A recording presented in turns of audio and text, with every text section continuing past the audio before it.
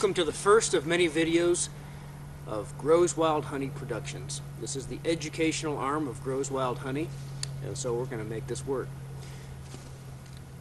I'd like to introduce myself. My name is Harry Grow, and I'm the president and founder of Grows Wild Honey here in Grantsville, Utah. This is HG Apiaries, and we've got some interesting and some exciting things that we're going to be doing this year. And so I'm going to tell you a little bit about what we did last year and what we're going to be doing here in the middle of the winter, and then what our plans are for 2013.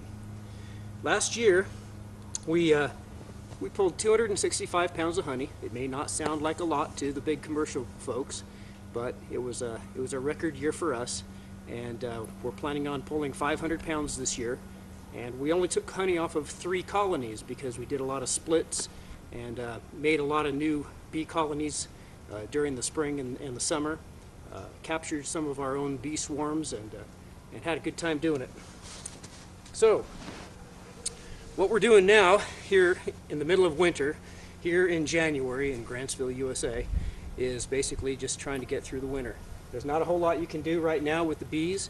They're all tightly clustered inside their colony, conserving their heat and their warmth. They've got their fuzzy little bodies all packed together like one big combined insulation ball, and they sit there and shiver their flight muscles, their thoraxes, and they go ahead and metabolize honey and generate heat all winter long. So we've had some pretty cold snaps this year, some of the coldest in the last 10 years or so, and so there they are. They're probably right around in this area of the colony, all tightly packed together. It's about 20 degrees outside right now, but it's been down into the negatives on a few occasions this year. And so it's kind of a long cold spell. While they're in there, generating heat and metabolizing honey, they're also storing their waste internally. They don't go to the bathroom in their own hive. They wait until a warm day, until it's about 45 to 50 degrees outside, and then they will go ahead and take a short flight, and they'll drop off their waste they've been storing and go right back in before they freeze or before they get stranded outside. If their flight muscles get too cold, they can't fly, so they'll end up out here in the snow, and then it's toast for them. So anyway, being January and there's not a lot to do, I mean, you can come outside and split firewood, and that's always a treat, but yard work is pretty much on hold, so you have time to do some other things that you normally don't have to do. One of the things that is a really good idea if you're planning on getting into beekeeping this year, or if you are already involved with it, is to continue your personal education. And I'd like to recommend to all the folks that are going to be involved with beekeeping this year and just getting started, and they're wondering where to go, what to do, what to buy, what to research, I would heavily recommend this book right here. This is the Beekeeper's Handbook, 4th edition, and it's only about $18, maybe 20 bucks. It's a nice soft cover. It's one of the best books I've seen out there on beekeeping for beginners, intermediate people, and also the advanced. There's just a ton of knowledge in here. It's easy to read. Great book. So heavily recommend that. Pick up this book and start your education. January is a great month to do that.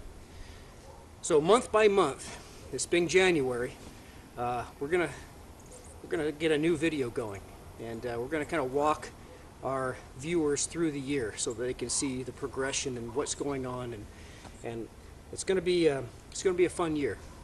Now, I've come up with this little idea, and because here, if I open up this colony right now, that's going to let a lot of cold air in, a draft in, and that's not going to be good for them. So sometimes I'm curious as to know how high up in the colony are they, because over the winter they'll move steadily upward as they eat the honey. And if once they get to the top, if winter is not over and they're out of food, well, you can end up with a starved colony. So sometimes it's useful to know where they're at. So I kind of came up with this fun little idea. I got myself a stethoscope. Go ahead and stick it in my ears,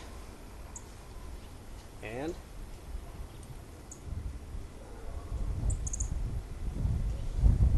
you can hear them humming through the wall. And depending on where you put it, you can kind of determine where they are. These guys are right around here in this area. So they've got plenty of food to go. Should be no problem. If they do run out of food, we'll address that probably in the March video. And there are tons of things that we can talk about and see. But the main thing is to understand that beekeeping is a science. There are hard rules for beekeeping, but it's also an art. And everyone has their own individual approach as to how they want to go about it. I've come up with some little innovations and some ideas that I use, and they seem to be working better than last year. So every year is a continual improvement. And so anyway, we're happy to have you as a viewer, and we hope that you'll share the video with all your friends, and we'll walk through this year 2013 together, and hope you enjoy the rest of your winter. We'll see you in February.